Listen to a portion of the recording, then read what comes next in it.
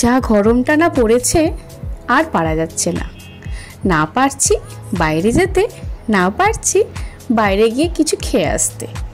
তাই ঘরেই বানিয়েছিলাম ইভিনিং স্ন্যাক্স হিসাবে এই চিজি গ্রেভি ক্রিমি পাস্তা। খুব সহজ আর খুব টেস্টি।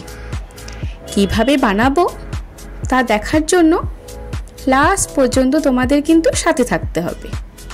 চলো দেখে নিই কীভাবে রেডি করেছি এই পাস্তা।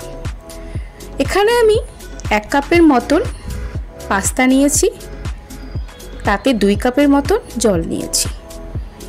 এবার তার মধ্যে দিয়ে নিয়েছি হাফ চামচের মতো লবণ, আর দিয়েছি কয়েক ড্রপস তেল, আর দিয়েছি হালকা পরিমাণ হলুদ গুঁড়ো।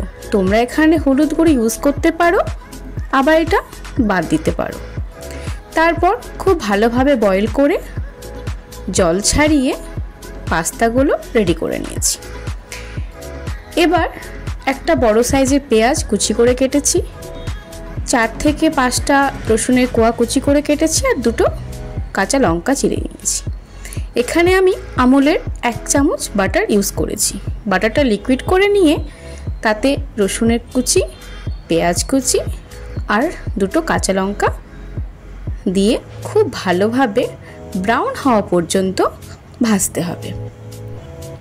ভাজা ভাজা যখন হয়ে যাবে তখন একটা ক্রিম রেডি করব। এখানে আমরা 2 চামচের মতন আটা ইউজ করেছি, আর নিয়েছি বাজারে কিনতে যাওয়া যে কোনো পাস্তা সস ইউজ করলেই হবে। এখানে 1 চামচের মতো পাস্তা সস নিয়েছি, আর নিয়েছি 3 চামচের মতন লিকুইড মিল্ক।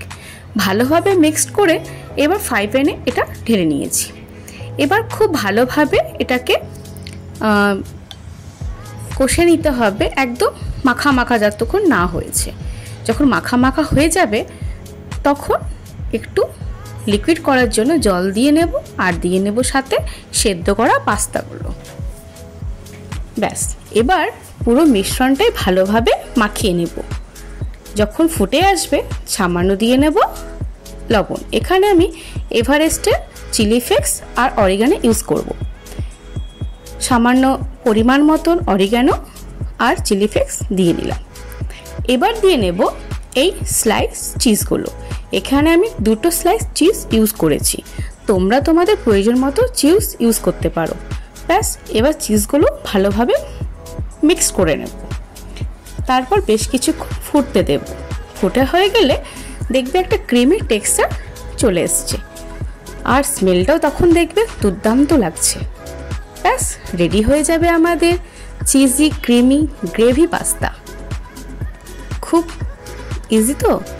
এবার গরম গরম সার্ভ করার পালা। উপর থেকে হালকা একটু বাটার দিয়ে নিলাম, আর সাইডে দিলাম টমেটো সস। গরম গরম ভারী মজা। অবশ্যই খেয়ে দেখো, বাড়ির সকলকে খাইও। আর হ্যাঁ, জানিও কেমন হয়েছে।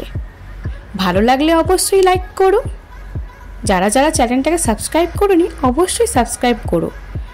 Thank you. সবাই ভালো থেকে